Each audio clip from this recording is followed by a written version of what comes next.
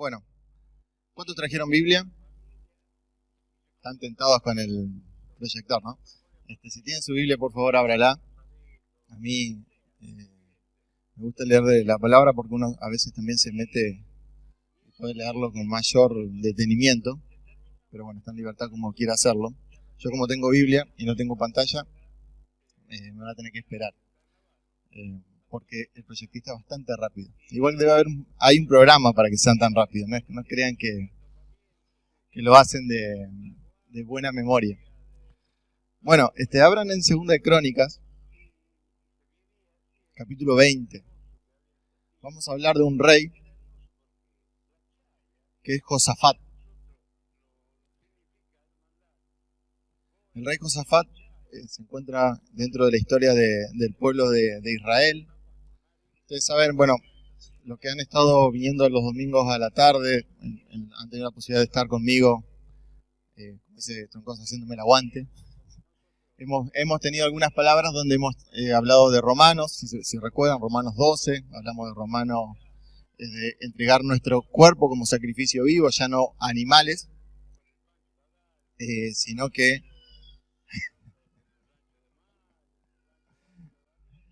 no animales, sino que entregamos nuestro cuerpo como sacrificio vivo. Después hablamos de Romanos 12:2, donde ya nos metimos un poquito más en la mente, en transformados a través de la renovación del entendimiento, ¿recuerdan?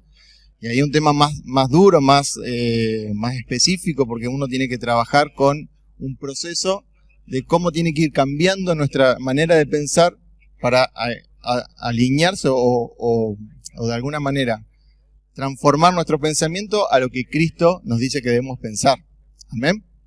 Habíamos hablado de una mente redimida, habíamos hablado de una mente que te ilumina, que es lo que hace la palabra, y una mente que es renovada.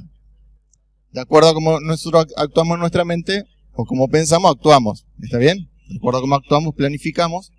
De acuerdo a cómo planificamos, tomamos las decisiones en el transcurso de la vida. Si Cristo no renueva o no transforma el Evangelio en nuestra mente, es difícil que podamos tomar las promesas que Él tiene para nosotros. Amén. Después hablamos de los 2 cimientos el domingo pasado, donde hablamos de la parábola de Jesús, donde ahí nos metimos un poco en qué es lo que enseñaba Jesús a través de su palabra. Y ahora nos vamos a detener un poco en la historia del Antiguo Testamento. Ustedes saben, y si no saben siempre digo, se los cuento. El Antiguo Testamento para nosotros es importante porque si hay un lugar donde usted puede saber los atributos de Dios, su fidelidad, su amor, su santidad, su inmutabilidad, es decir, que no se transforma, no cambia, es en el Antiguo Testamento. Cuando uno va al Antiguo Testamento no lee solamente historias inconexas de la historia del pueblo judío, sino lo que ve es cómo Dios obra de acuerdo a sus principios con un pueblo determinado, y de esa manera de obrar y la respuesta del hombre es como Dios termina respondiendo.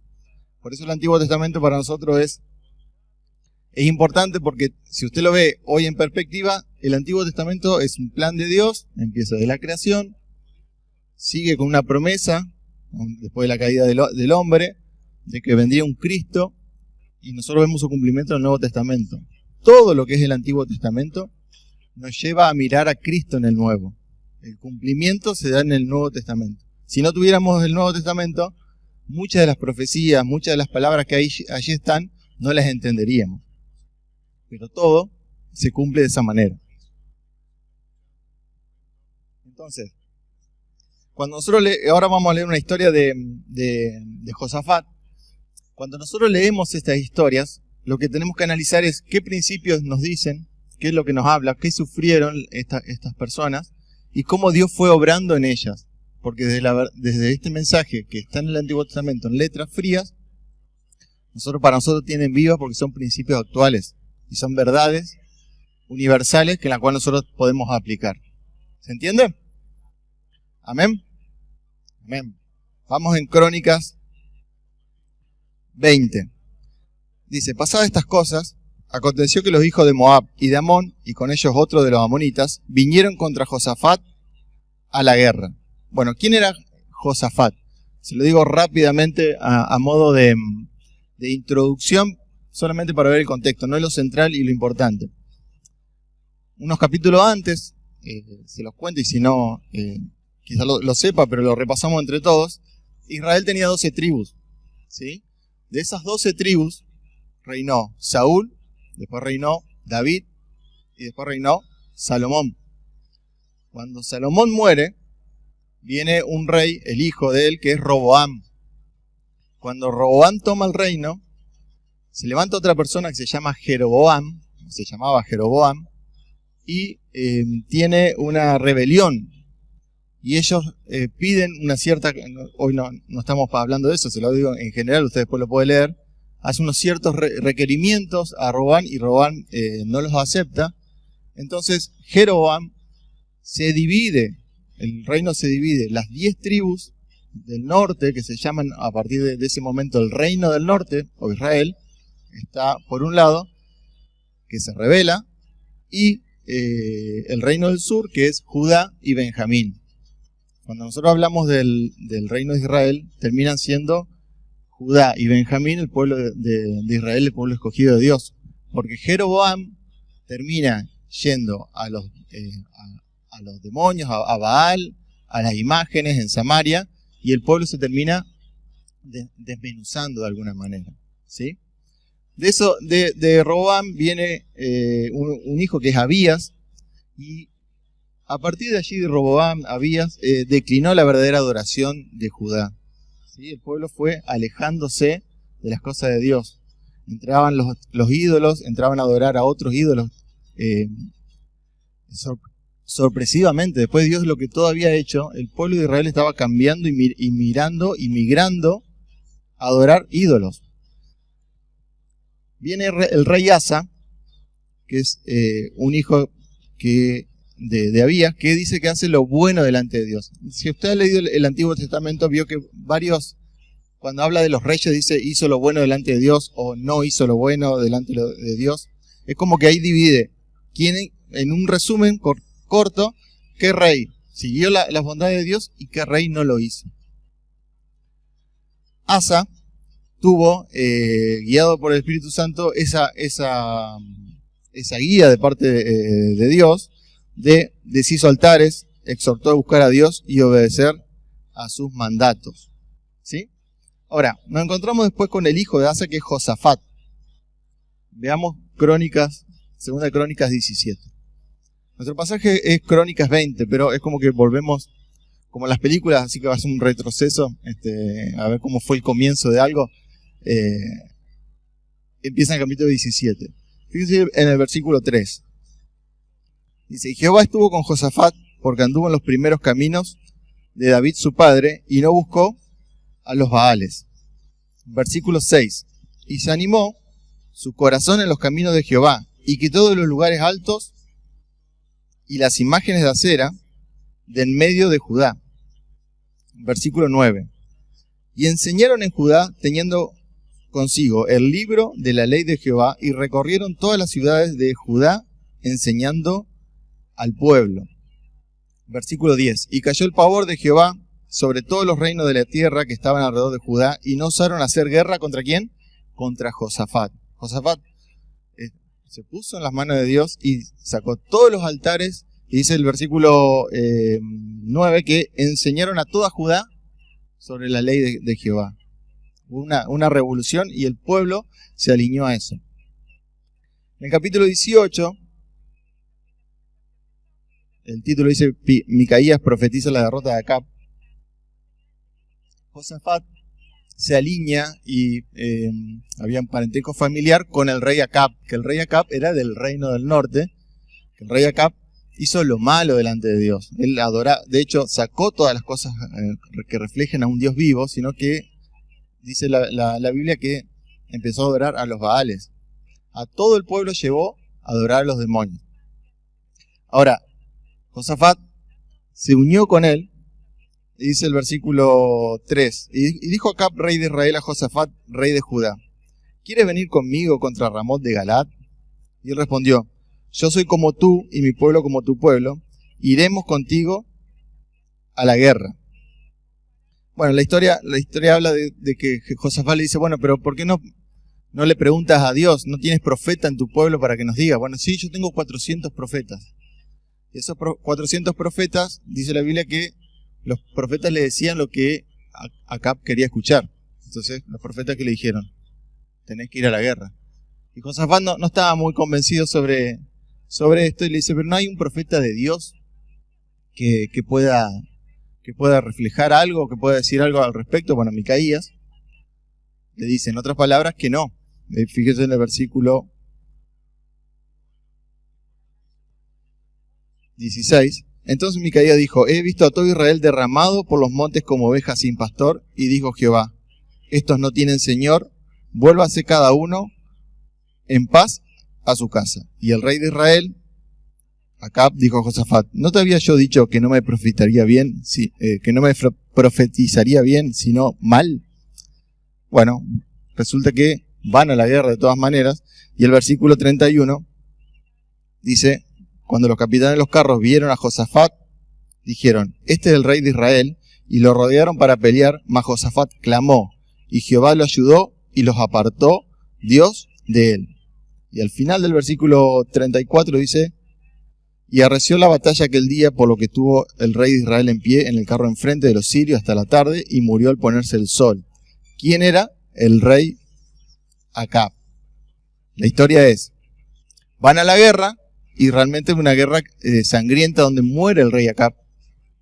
Y este versículo que leímos dice que Dios tuvo misericordia de Josafat y lo llevó a poder ser libre de esto. Ahora bien, capítulo 19, versículo 6, sígame que ya vamos a entrar en... Mirad lo que hacéis, porque no juzgáis en lugar de hombre, sino en lugar de Jehová, el cual está con vosotros cuando juzgáis. Sea pues con vosotros el temor de Jehová. Versículo 8, puso también Josafat en Jerusalén a algunos de los levitas y sacerdotes y de los padres de la familia de Israel para el juicio de Jehová. El capítulo 19, Josafat vuelve a tener su vida en reflejo a lo que Dios mandaba. ¿Sí? Dice el versículo...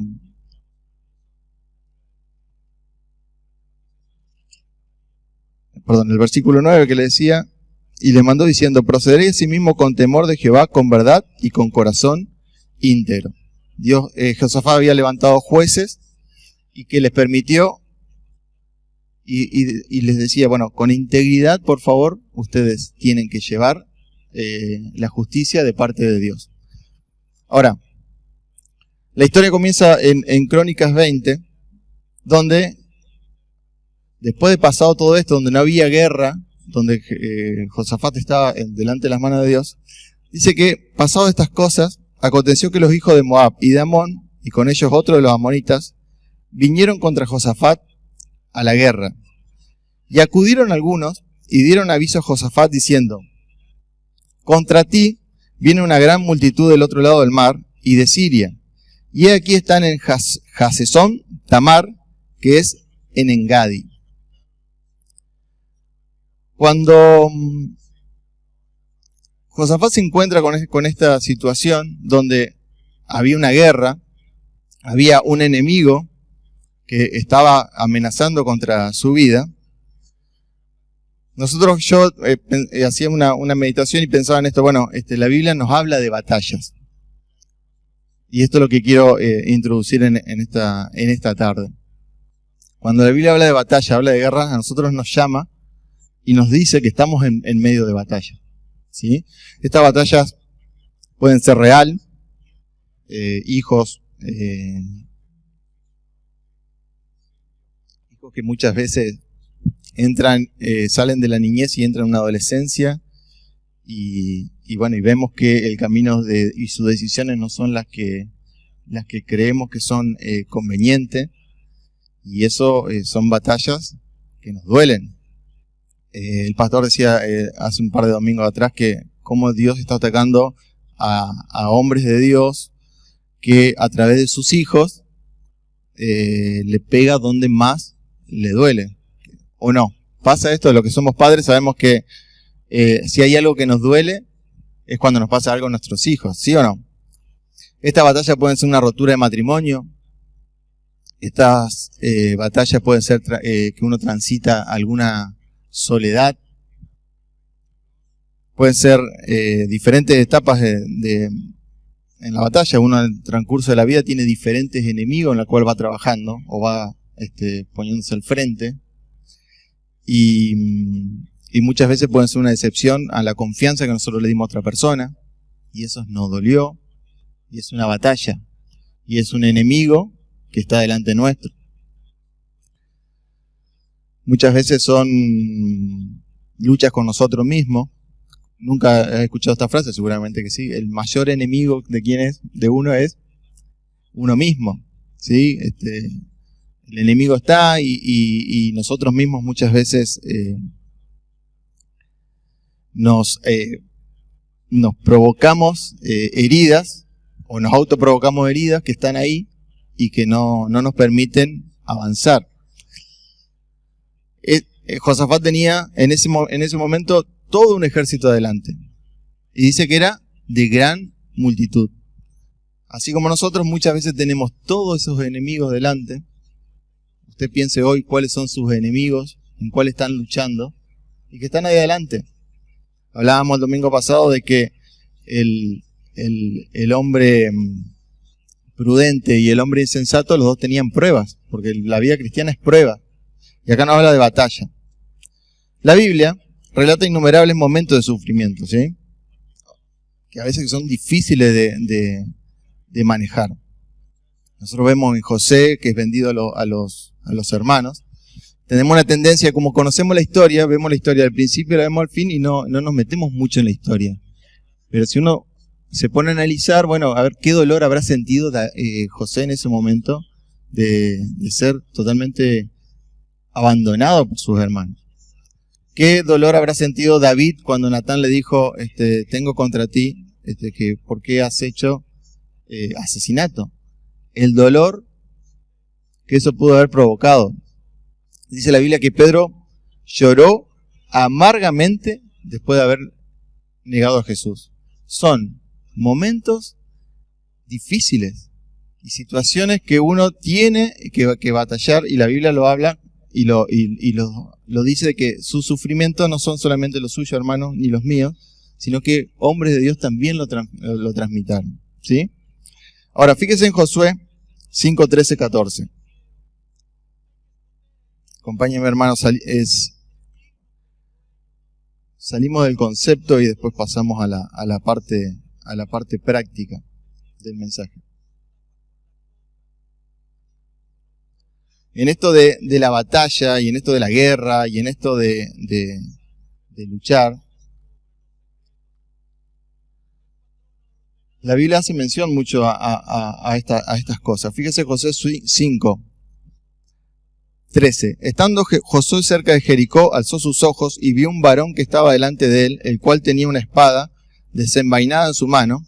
Y Josué, yéndose hacia él, le dijo, ¿eres de los nuestros o eres de nuestros enemigos? Él respondió, no, mas como príncipe del ejército de Jehová he venido ahora. Entonces Josué, postrándose sobre su rostro en tierra, le adoró y le dijo, ¿qué dice mi señor a su siervo? La Biblia llama a Jesús como el príncipe del ejército de Jehová. Ahora, fíjese lo que dice Pablo en 2 Corintios 10, 4 al 6. Reconociendo quizás aparentemente esto, de que Cristo es el príncipe de nuestra batalla. 2 Corintios 10, 4.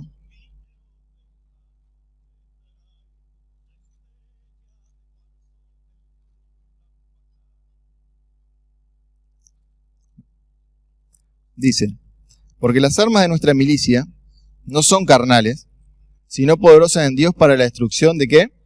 De fortalezas, derribando argumentos y toda altivez que se levanta contra el conocimiento de Dios y llevando cautivo todo pensamiento a la obediencia de Cristo.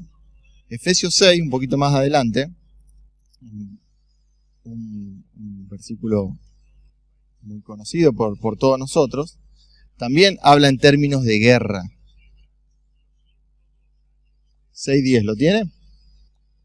Por lo demás, hermanos míos, fortaleceos en el Señor y en el poder de su fuerza, y vestidos de toda la armadura de Dios, para que podáis estar firmes contra las acechanzas del diablo.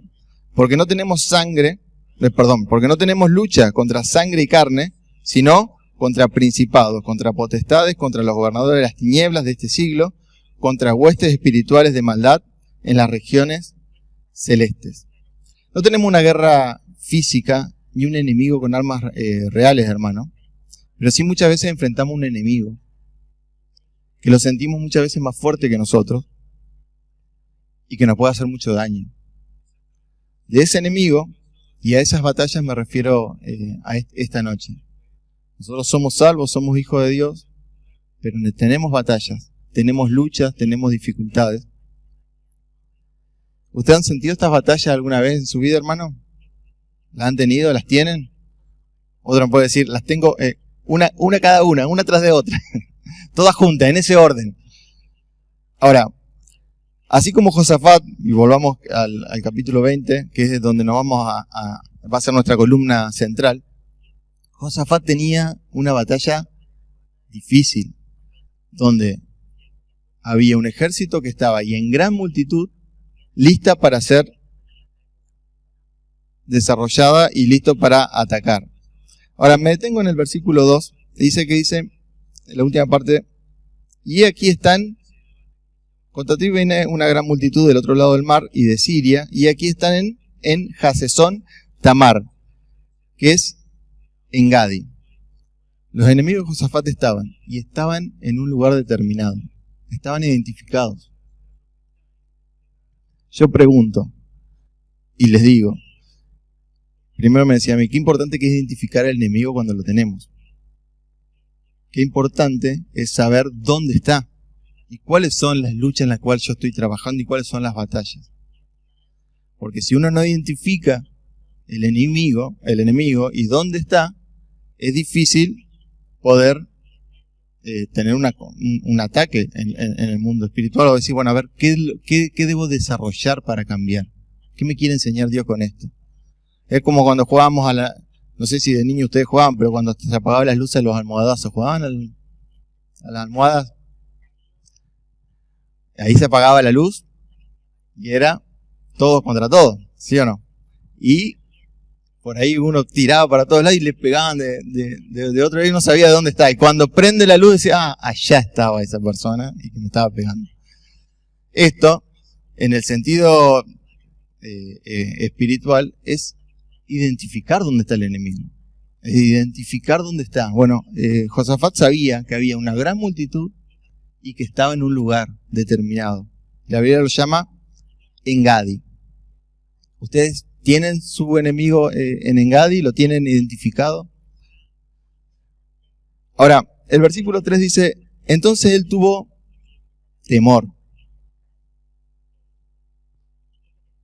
Y el temor, punto y coma, y después sigue la frase. Nosotros cuando leemos un versículo 2 y dejamos a veces pasar algunas palabras. Bueno, él tuvo temor y vamos a seguir leyendo que clamó. Pero no nos detenemos en el tiempo que debe haber tenido temor. Porque la guerra estaba, el número era de gran multitud, y el sentido de temor que pudo haber tenido, bueno, vienen contra él. Es una gran multitud, están del otro lado del mar, y en esa época, hermanos, las batallas no eran, bueno, me ganó un territorio, o me ganó una provincia, sino que ahí eliminaban totalmente al pueblo de la faz de la tierra. O sea, era la vida y el futuro de mis hijos, de mi esposa, de mis familias. Entonces la situación no era para nada sencilla de Josafat. Yo tuve la posibilidad de ir a España, por gracia de Dios, y me llamaba la atención de que todo, en España tienen una parte histórica, un casco histórico que ellos le llaman, que es la ciudad de cientos de años, y tienen la ciudad moderna. Y la ciudad histórica, uno cuando mira esa ciudad ve como las películas de la Edad Media, que ve esos castillos, esas fortalezas. No sé si ha visto las películas de Edad Media que quieren entrar a invadir y de arriba tiran tiran flecha y hay un arco. ¿Han visto esa película? No, que generalmente hay un arroyo en el... ¿Sí o no? Amén. Bueno, en esos lugares, cuando uno los ve, son lugares, las ciudades en España en particular, están sobre montañas, no están en el llano. Uno ve las montañas donde normalmente acá en Argentina no construimos sobre montañas, construimos sobre los llanos. Allá están todas en montañas. Y yo me ponía a pensar, claro, es por las invasiones y las guerras, porque realmente es mucho más difícil llegar a esos lugares altos. Cuando uno va a estas ciudades, estás acá abajo y ves el fuerte, hay un arroyo, hay un río y demás, y están, no sé, 100 metros arriba. Le llevaba mucho tiempo. Pero bueno, yo pensaba, porque eran invasiones que realmente sacaban de la faz de la tierra a esos pueblos. No había chance. Entonces había que cubrirse bien. Pero dice que Josafat tuvo temor. Y acá me voy a poner un poco en lo conceptual.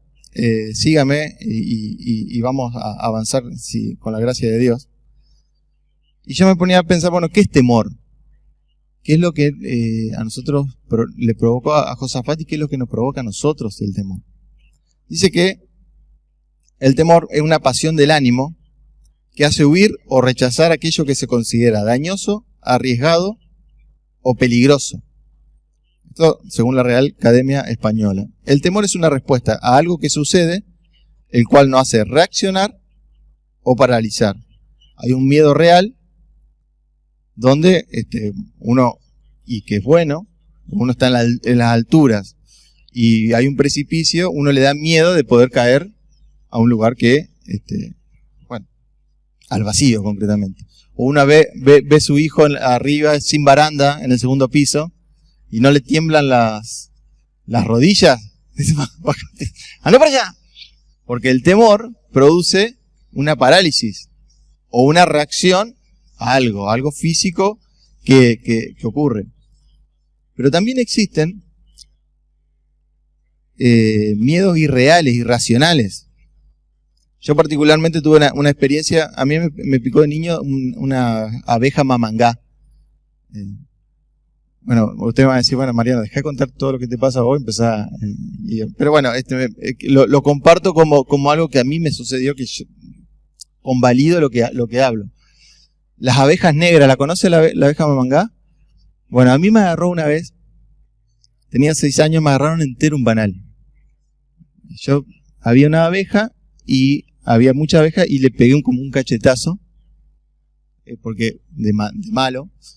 Y esas abejas se ve que lo tomaron como algo personal y vinieron hacia mí y se me metieron por todos lados. Por adentro, estábamos en San Agustín viviendo y se me metieron por todo adentro, por todo. Me picaron tanto, fui desesperado. Ahí hicieron sus recetas caseras, no le voy a decir cuáles son, pero hay recetas caseras, aparte de hace 30 años atrás, 40, eran otras las recetas, ¿no? Con barro y demás. Bueno, no voy a ahondar. Y hoy me pasa que yo veo una abeja mamangá, me da una palpitación, que no lo puedo controlar, me da un miedo, pero terrible. No me pasa con las otras abejas, me pasa con las mamangá.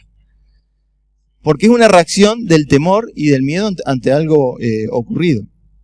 Ahora, también existen miedos irreales que se producen cuando lo define el diccionario de esta manera, que tienen su origen en un pensamiento imaginario, distorsionado o catastrofista.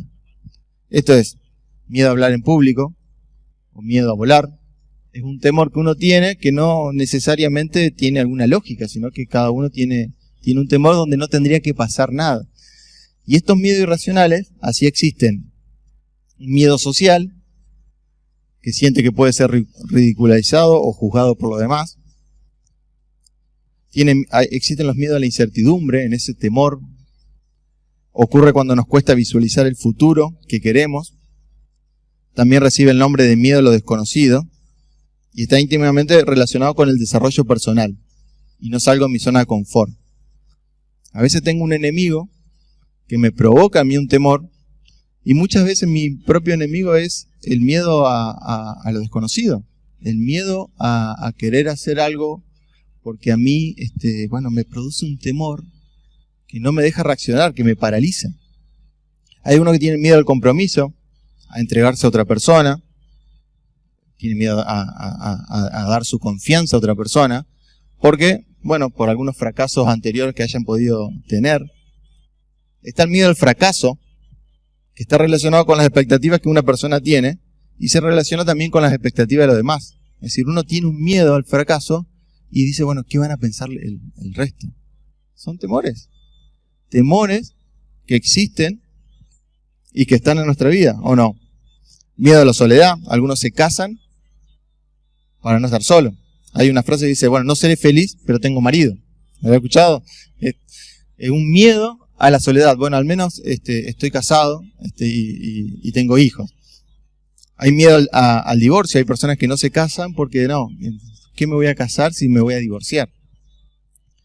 Miedo a la muerte.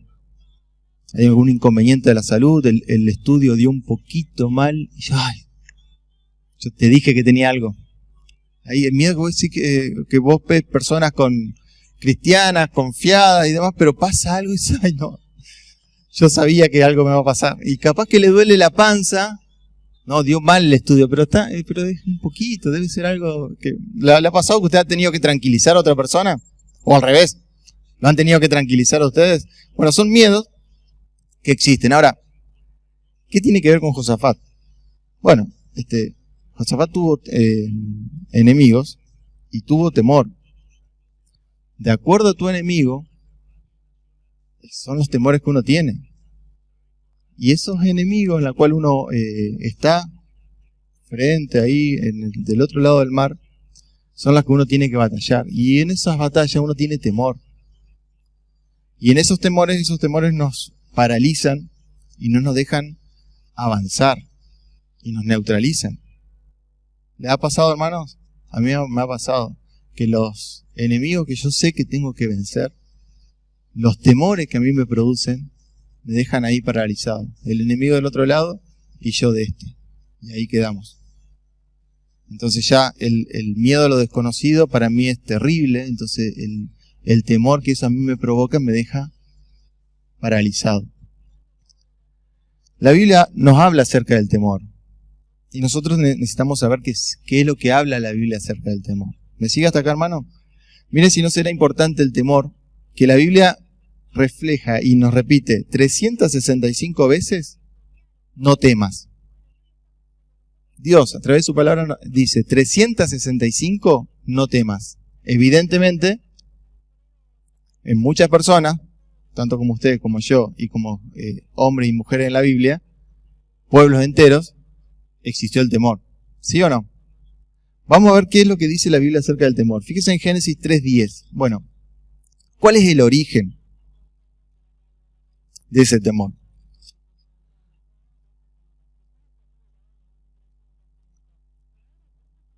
¿Lo tiene?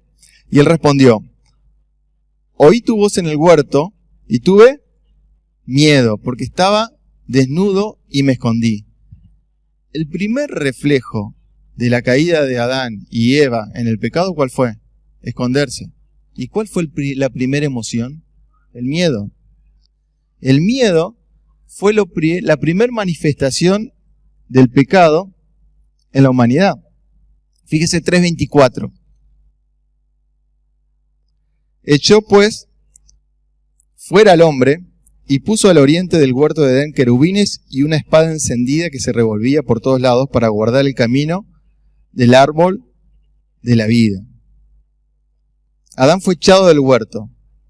Imagínense tal situación que no solamente fue echado, sino que hubo querubines que Dios apartó a Adán y hubo querubines que rodearon el huerto de Edén para que no vuelvan a entrar.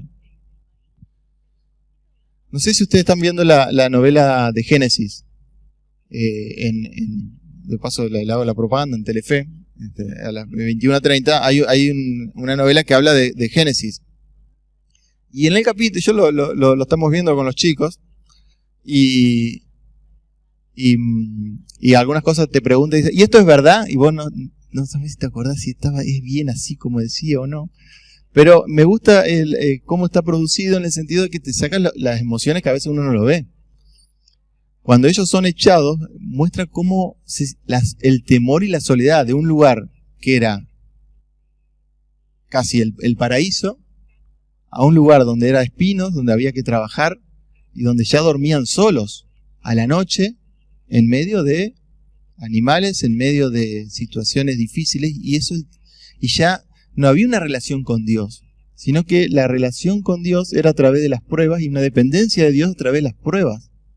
Un mundo totalmente diferente. Totalmente diferente. Es así que cuando yo siento a Dios lejano, están mis temores. Cuando yo siento a Dios más cercano, tengo mayor fe. Hay personas de mayor fe y otras de menor fe. ¿Sí o no? ¿Es así? Y esta es nuestra primera reflexión. Bueno, cuanto más alejado estoy de Dios, donde más en temor me siento. Ahora, el temor, dice la Biblia, que está asociado a nuestra falta de fe. Fíjense en Mateo 14. Yo comparto con ustedes la palabra porque creo que es la que nos puede ayudar a entender estas cuestiones. ¿Sí? Dijimos, bueno, ¿qué es fe? ¿Qué es temor, digo? ¿Y cuál es su origen? ¿Lo tienen? Mateo 14, 26. Y dice, y los discípulos, viendo andar sobre el mar, se turbaron diciendo, un fantasma, y dieron voces de miedo, pero enseguida Jesús les habló diciendo, tened ánimo, yo soy, no temáis. Versículo 28. Entonces le respondió Pedro y dijo, Señor, si eres tú, manda que yo vaya a ti sobre las aguas. Y él dijo, ven. Y descendió Pedro de la barca y andaba sobre las aguas para ir a Jesús. Pero al ver el fuerte viento, tuvo miedo y comenzando a hundirse, dio voces diciendo, Señor, sálvame. Al momento Jesús, extendiendo la mano, asió de él y le dijo, hombre de poca fe, ¿por qué dudaste?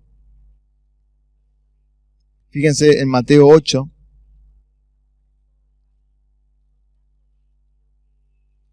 23.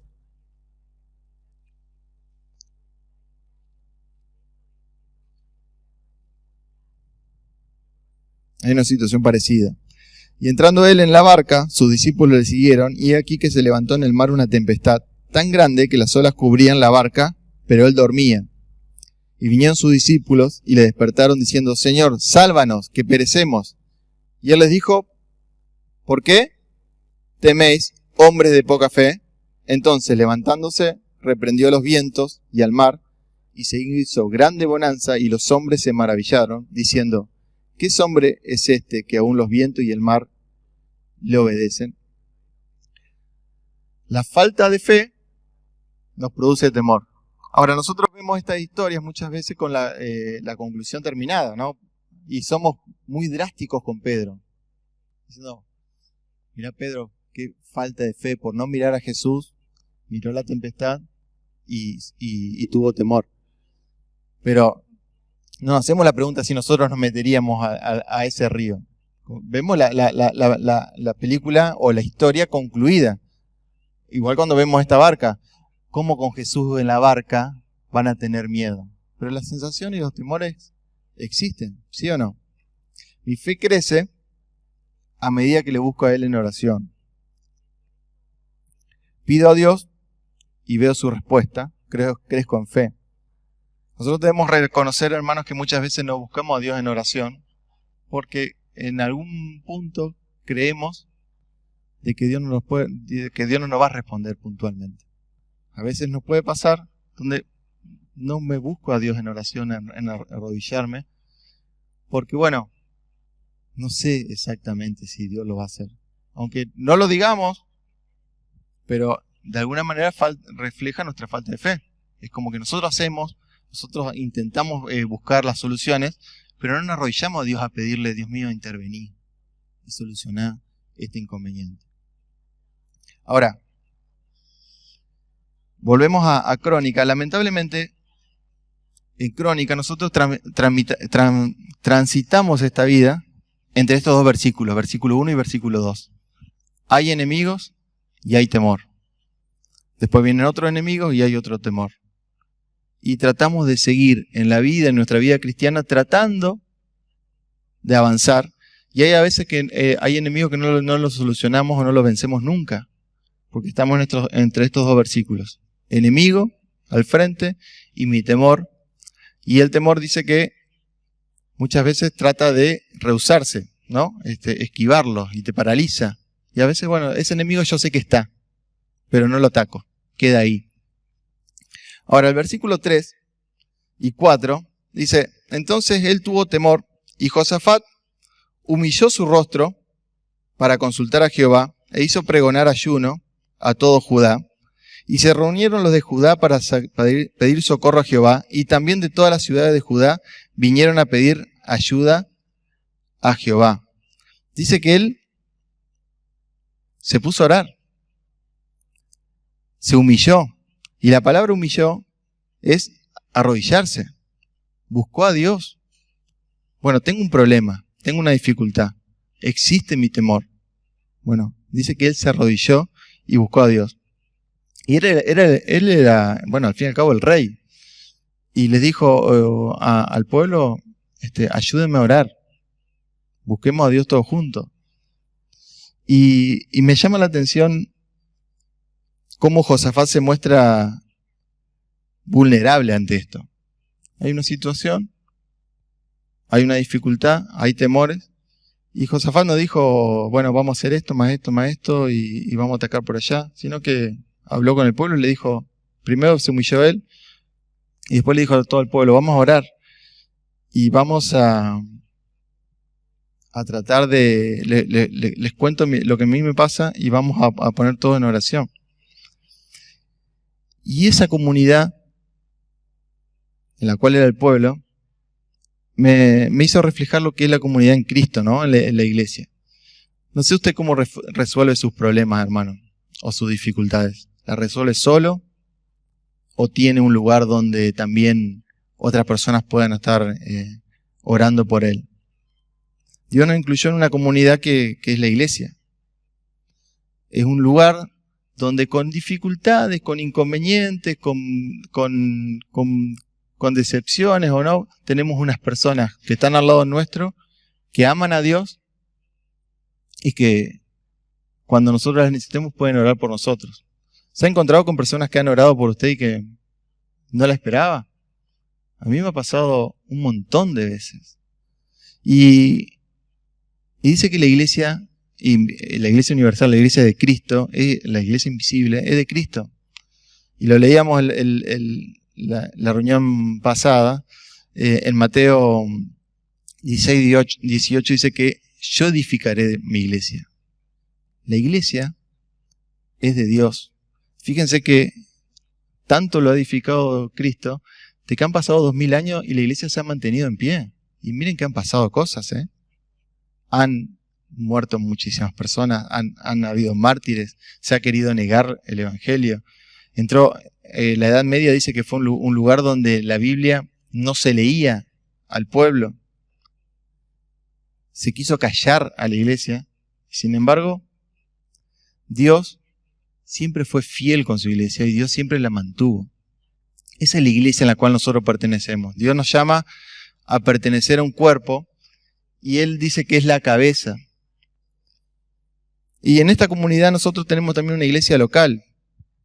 En Hechos 2:42 dice que ellos, lo voy a buscar ahí a mano, habla de una iglesia local, que es donde empezó todo en Hechos, y nos dice que nosotros somos parte de esa iglesia. Fíjense 2:42. Y perseveraban en la doctrina de los apóstoles, en la comunión unos con otros, en el partimiento del pan y en las oraciones. Esa era la iglesia del comienzo.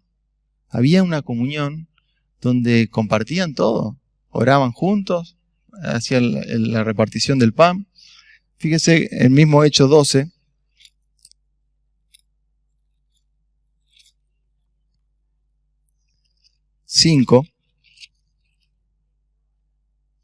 Y así que Pedro estaba custodiado en la cárcel, pero la iglesia hacía sin cesar ¿qué? Oración a Dios por él. Versículo 12. Y habiendo considerado esto, llegó a casa de María, la madre de Juan, el que tenía por sobrenombre Marcos, donde muchos estaban reunidos orando.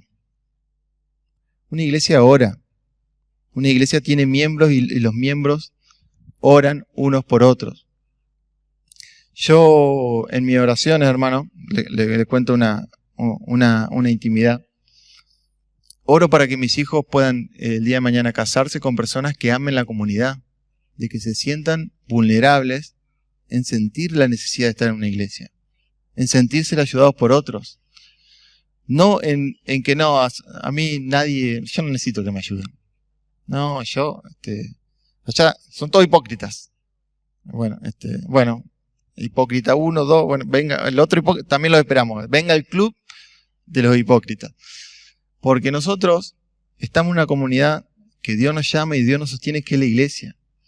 Y nuestras dificultades y nuestras batallas, también a veces hay que sentirse vulnerable y decir, mira, ¿sabes qué? Orá por mí en esto. A veces la iglesia es un lugar donde parece que justamente el lugar de la iglesia donde no hay que decir justamente lo que nos pasa. Mira, te pido que ores por mí porque vos sabés que estoy murmurando con el pastor tanto. No sé, pero me sale. Eso no se dice. Mira, orá por mí porque estoy teniendo dificultades de tentación con otra mujer. Eso en la iglesia está mal decirlo. Pero qué es importante cuando uno puede abrir su corazón y decir, mira, obviamente no lo va a hacer a todo el mundo, pero decir, mira, orá por mí porque me está sucediendo esto. Tengo este enemigo y tengo estos temores.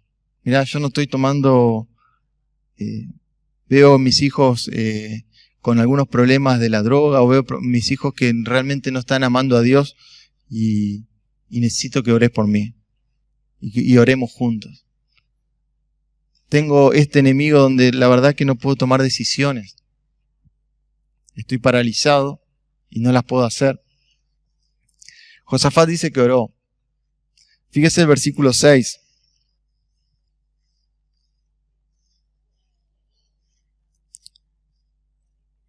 Y dijo Jehová Dios de nuestros padres.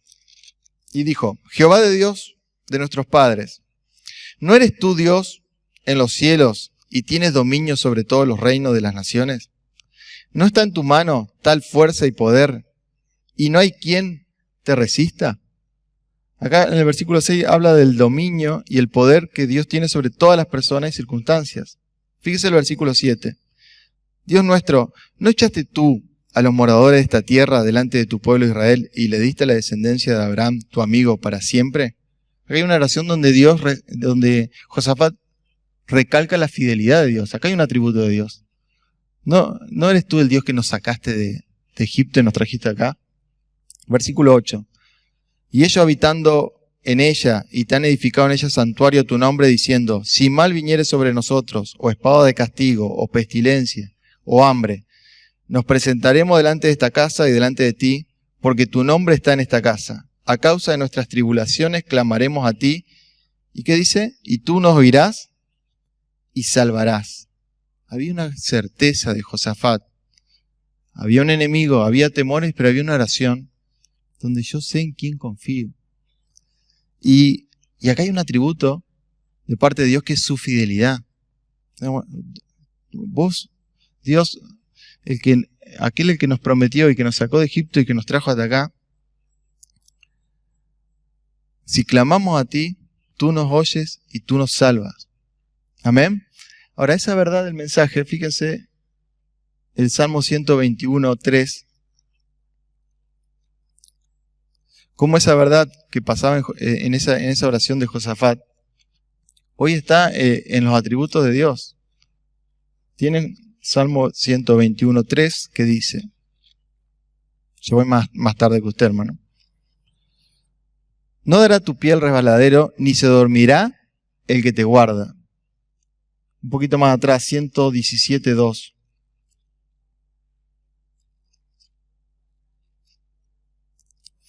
Porque ha engrandecido sobre nosotros su misericordia.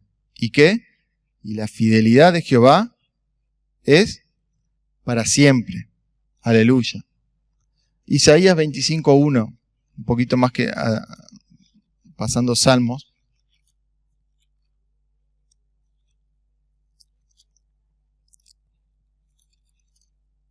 Jehová, tú eres mi Dios, te exaltaré, alabaré tu nombre, porque has hecho maravillas. Tus consejos antiguos son verdad y firmeza. Otra versión dice que son fieles y seguros. Tus consejos es verdad y es firmeza.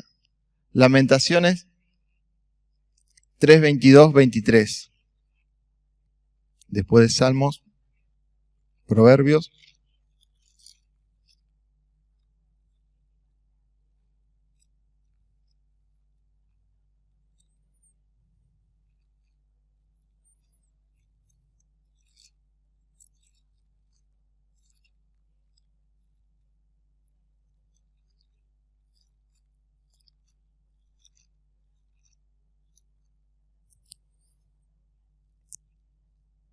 Dice, por la misericordia de Jehová no hemos sido consumidos, porque nunca decayeron sus misericordias.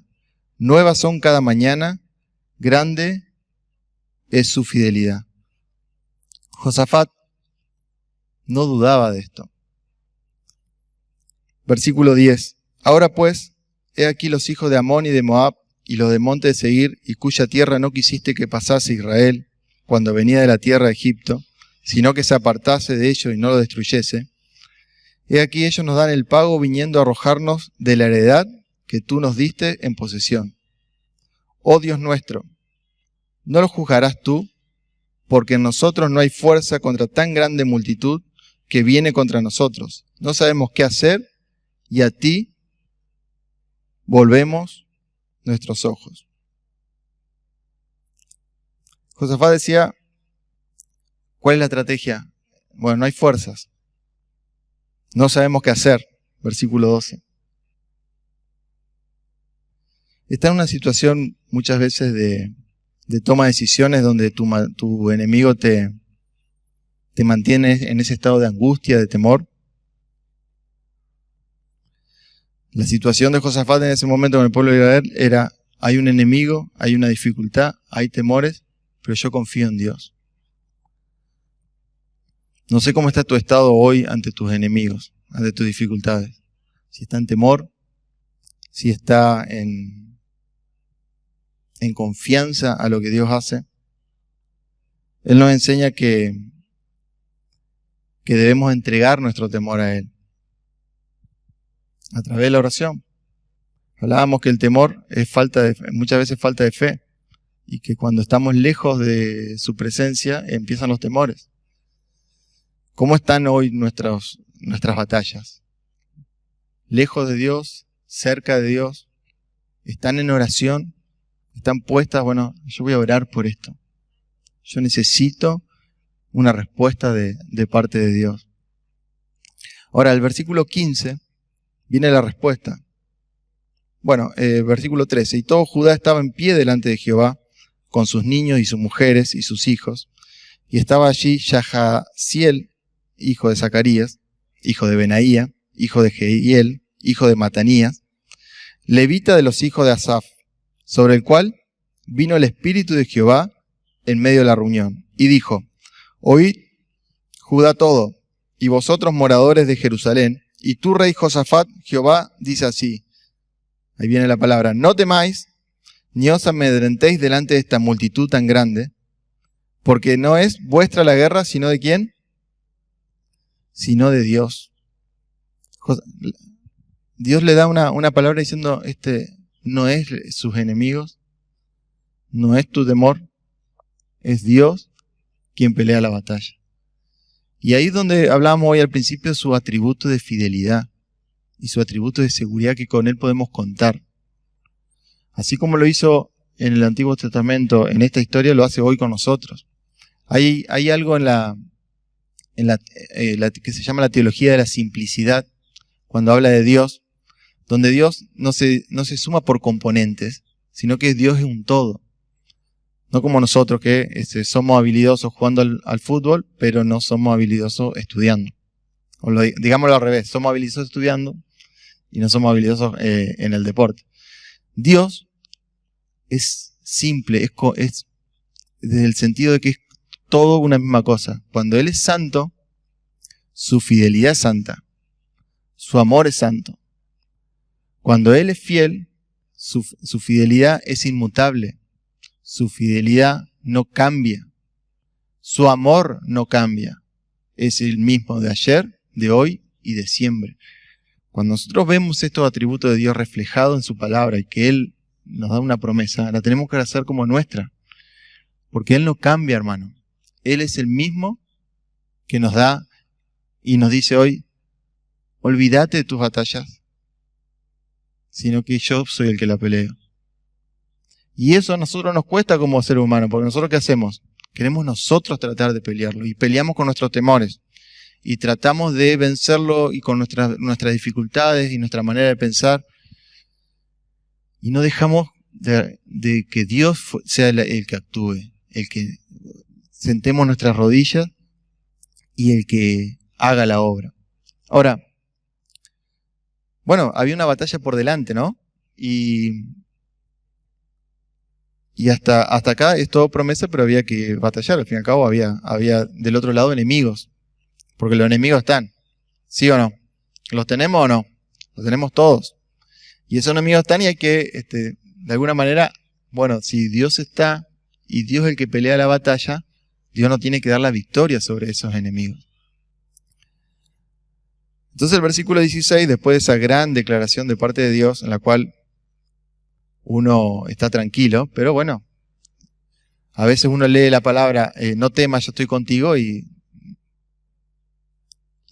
yo me acuerdo una vez había un profeta que había venido y profetizaba uno a otro, y yo te daré y esto y no sé qué más. Y cuando le toca a mí, había varios, no temas, yo te esfuerzo. Y siguió. Yo digo, pero si no temas, no te esfuerzo, tengo 80.000 veces en la Biblia. Yo necesitaba una palabra mucho más específica. Sin embargo, Dios en su palabra, que es fiel, cuando nos dice no temas, no tenemos que temer. Y cuando dice que Él pelea la batalla, Él pelea la batalla. Entonces, ante nuestras dificultades, esta historia y esta guerra nos dice que están los enemigos. Nos dice que están al frente y están identificados en un lugar determinado. Están nuestros temores y tenemos que poner nuestra oración y humillarnos delante de Dios y buscar a Él. Y hacer y pedir que Él tenga misericordia y pueda obrar. Ahora, el versículo 16 dice, mañana descenderéis contra ellos, y he aquí que ellos subirán por la cuesta de Cis, y los hallaré junto al arroyo y ante el desierto de Jeruel. No habrá para qué peleéis vosotros en este caso, paraos, estad quieto, y ved la salvación de Jehová con vosotros. Oh Judá y Jerusalén, no temáis ni desmayéis, salid mañana contra ellos, porque Jehová estará con vosotros. Entonces Josafat se inclinó rostro a tierra, y asimismo todo Judá y los moradores de Jerusalén se postraron delante de Jehová y adoraron a Jehová. Y se levantaron los levitas de los hijos de Coat y de los hijos de Coré para alabar a Jehová, el Dios de Israel, con fuerte y alta voz. Dice el versículo 18 que se postraron y adoraron. Y el versículo 19, con fuerte y alta voz. ¿Hay alabanzas en su rutina diaria, hermano? Usted puede, bueno, Dios pelea la batalla, yo voy a cantar. Yo voy a adorar. Habíamos dicho que Romanos 12 dice, pues ahora por estas misericordias os ruego que presentéis vuestro cuerpo en sacrificio vivo, santo, agradable a Dios, que es vuestro culto racional, nuestra vida, nuestra adoración.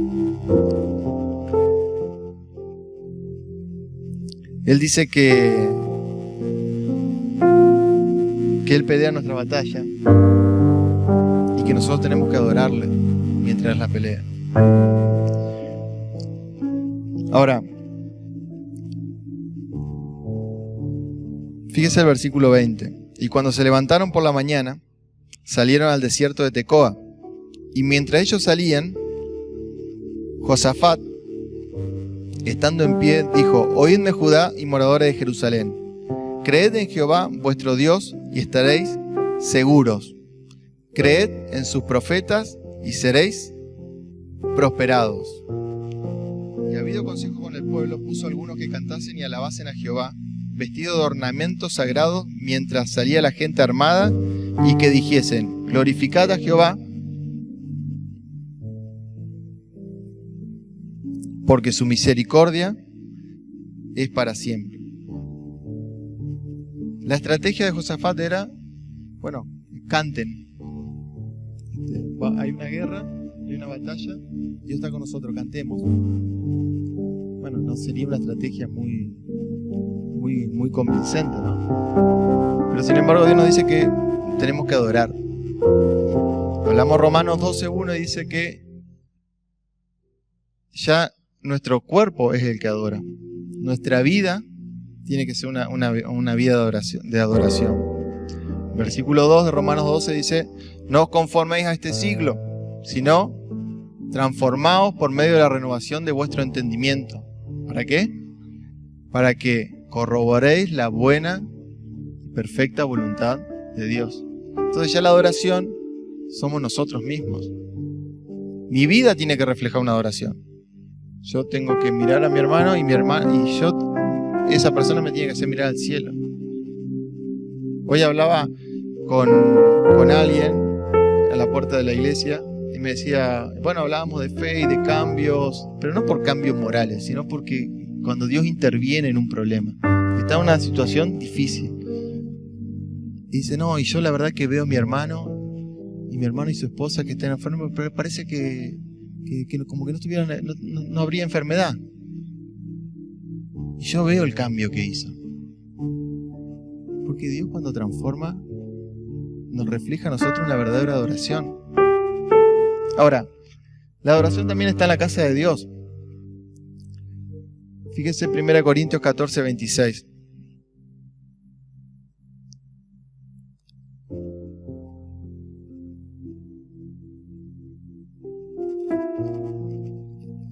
Está en nuestra vida. Y hoy me gozaba por estas canciones que cantábamos, porque reflejaban la gloria de Dios, ¿no? Manifestaban sus atributos. 14:26 dice: ¿Qué hay pues, hermano? Cuando os reunís, cada uno de vosotros tiene salmo, tiene doctrina, tiene lengua, tiene revelación, tiene interpretación. Hágase todo para edificación. ¿Hay salmo en su vida? ¿Hay canción, hermano, para que usted pueda elevar a Dios? Fíjese Efesios 5:19.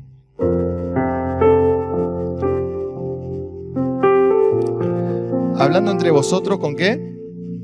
Con salmos, con himnos, ¿y qué?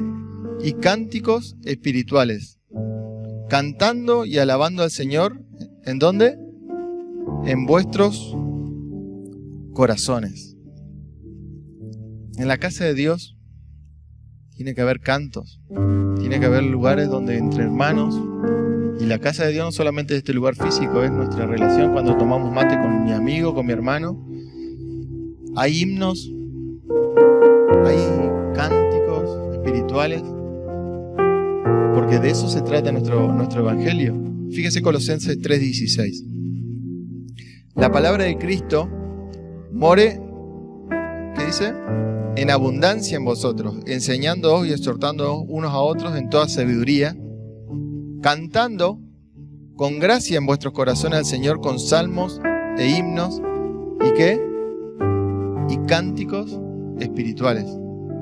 La Biblia no habla de gozo, no habla de un fruto del Espíritu.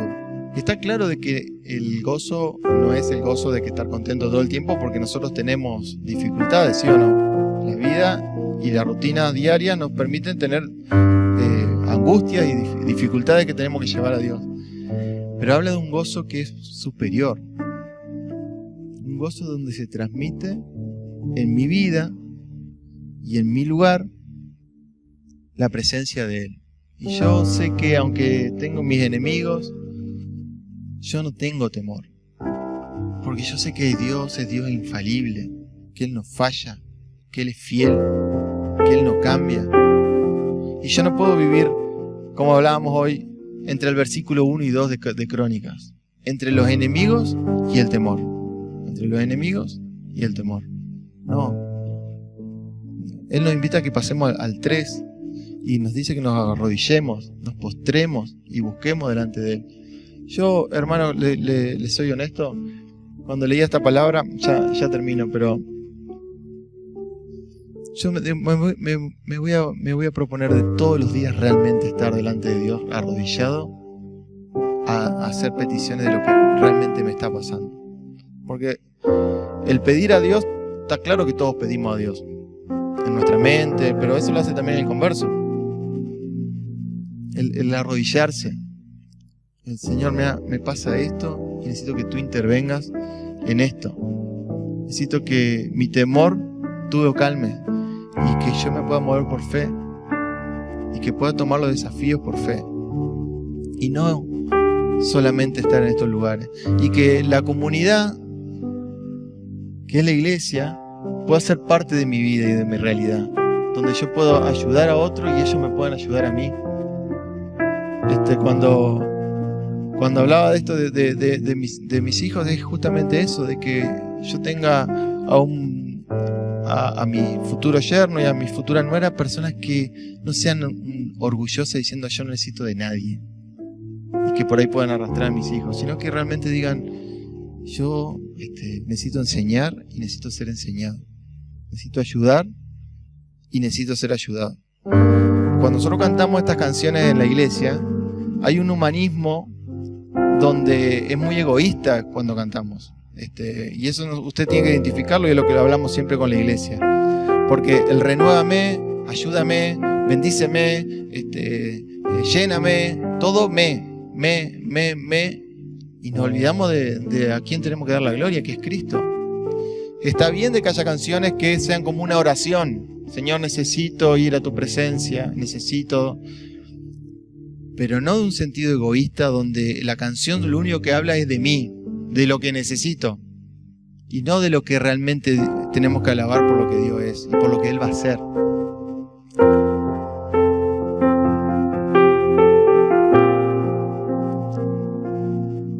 Dios se lleva la gloria, nos quebrantamos cuando vemos sus atributos, sus grandezas en las letras, en nuestra vida.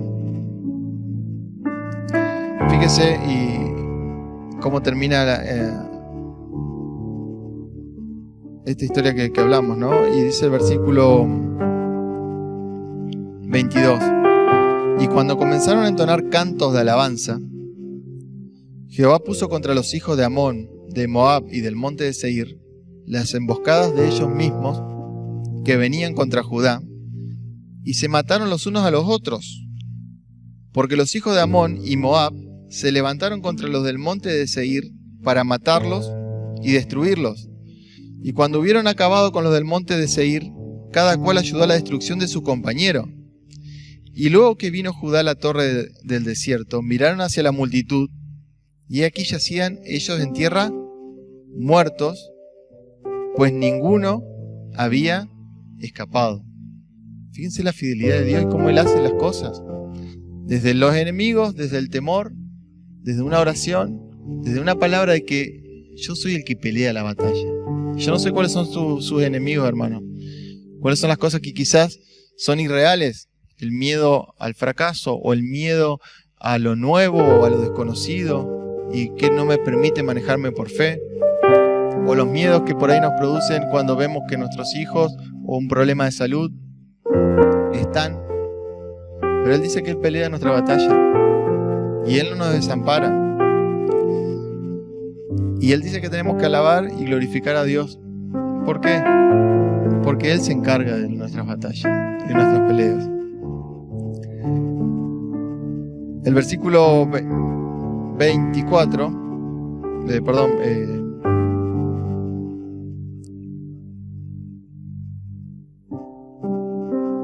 23, porque los hijos de Amón y Moab se levantaron contra los del monte de Seir para matarlo y destruirlo, y cuando hubieran acabado con los del monte de Seir, cada cual ayudó a la destrucción de su compañero.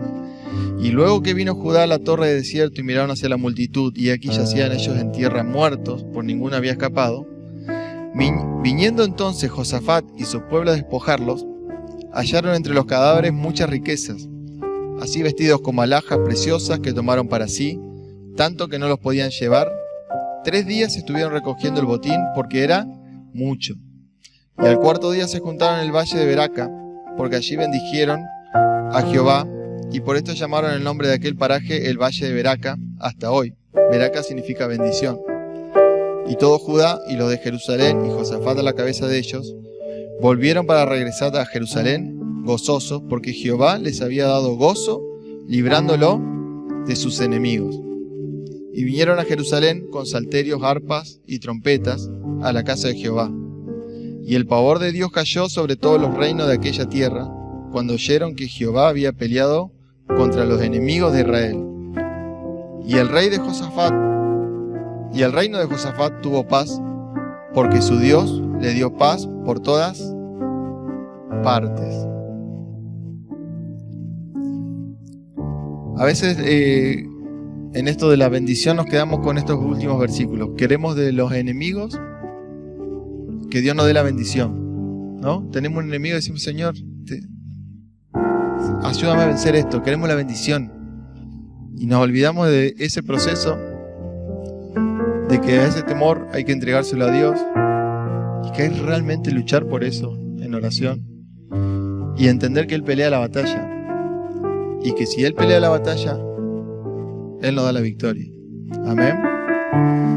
Y esas bendiciones son después de haber transcurrido ese tiempo de confianza en Él. No existe la bendición automática. Existe el enemigo y la bendición automática. No existen las guerras ganadas si no hay oración y no hay entrega a que Dios haga esa obra. Y hoy la invitación es que nuestros temores puedan ser entregados a Dios. Hoy la invitación es que nuestra vida pueda depender más de Él en confianza, en oración, y que podamos ver las batallas ganadas por parte de Dios. No va a haber cosa más maravillosa que ver una batalla que es ganada y que nosotros no hicimos nada, solamente confiar. Y ese es el Dios que creemos.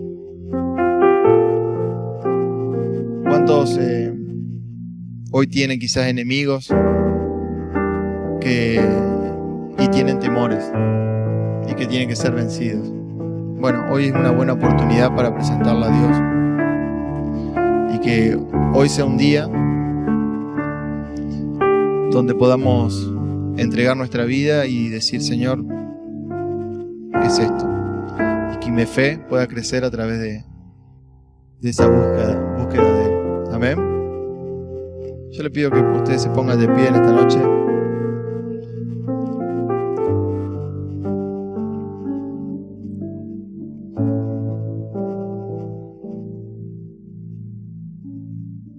Yo no sé cuántos quisieran hoy poner su mano en el corazón y realmente, si Dios le habló a su vida, poner esta esperanza en Él. Si alguno tiene el deseo de pasar y que sea ministrado, lo puede hacer, pero principalmente también que usted pueda ser tocado por la palabra y que Él pueda ser de su ayuda y su fortaleza, porque de Él es la batalla. Y si en esta noche necesitamos dejar nuestros temores a Él,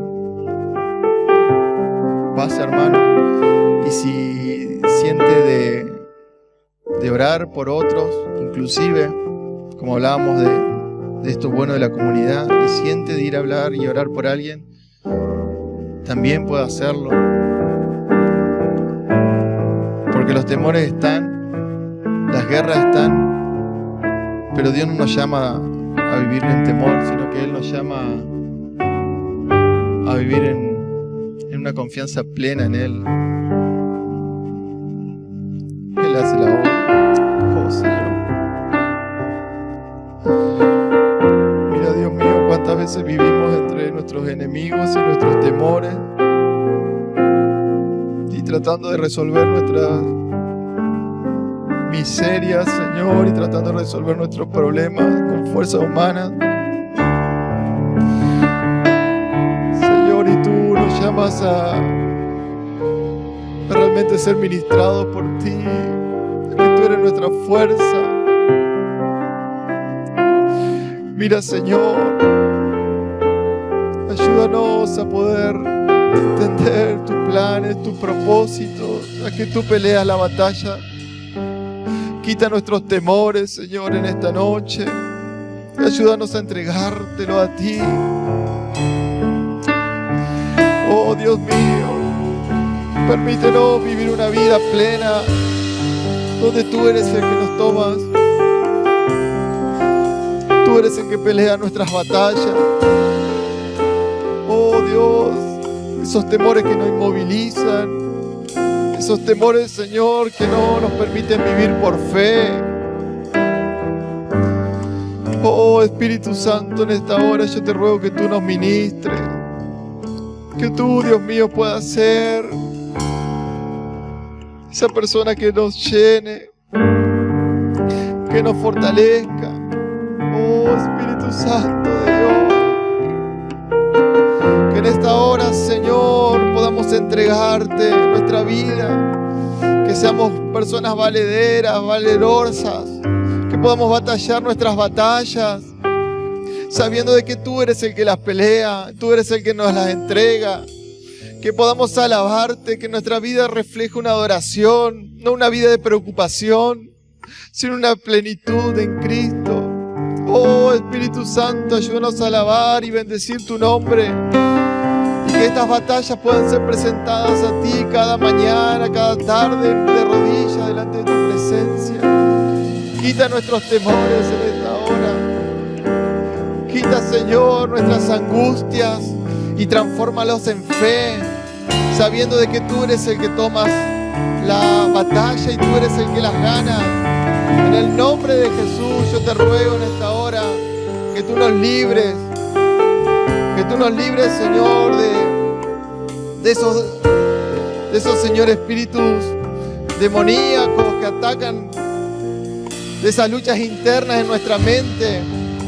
Que podamos vivir plena y confiadamente en ti, Señor, en el nombre de Jesús.